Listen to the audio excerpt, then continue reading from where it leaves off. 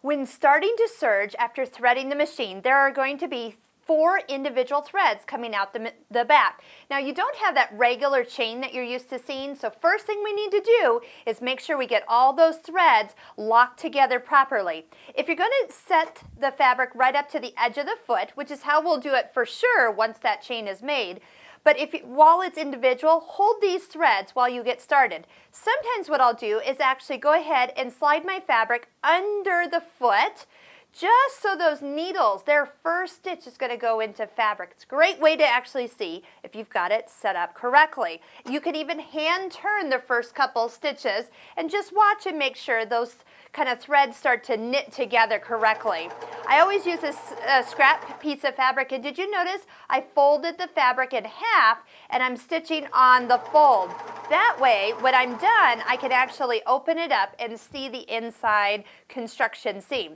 Now, keep serging out the back with a little gentle pull, and you can use scissors to cut this off, but what I do is I just take the thread down underneath the foot and sew until the knife cuts it off. So you don't have to lift and lower the presser foot at all, and that is wonderful. So what we're looking for is our threads here. We've got the 2 needle threads. You can see them going. That's the green and the yellow. They look like regular sewing machine stitches. Then the upper looper, it goes back and forth on the top of the fabric, and the lower looper goes back and forth on the back of the fabric. Now what I always do, and it's always on the back, so you gotta flip it over to peek, is you are looking for this to be a perfectly straight line of your lower looper thread color. By that being nice and straight, that means that this is a nice tight seam on the inside of your 2 layers of fabric. You also see, and it might be hard to see on here, but you have little tiny tick marks where the needle threads come through.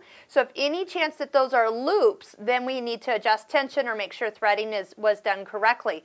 But all in all, everything looks good, and the 2 loopers meet along the edge. This is why I like to have people do 4 different colors when they start to serge, so they can actually see which thread is doing what part of the sequence, and then you'll know which one to alter if there's a problem. When they're all 4 the same color, well, if you're not familiar with your serger stitch, that could be a little challenging. So give yourself time to practice with 4 different colors of thread, and even maybe make some of the samples that I'm showing on these videos.